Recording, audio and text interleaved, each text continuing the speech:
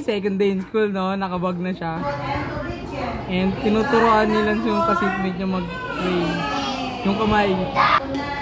Yun, sumasayaw. Sumakanta. Kahit di niya naiintindihan. Tagalog eh.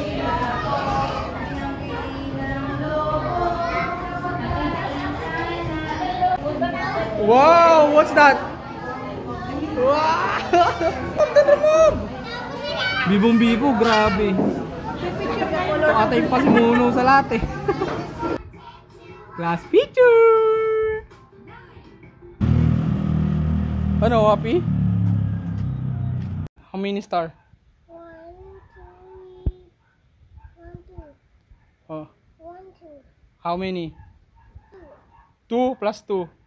But what? Yay! Let's go.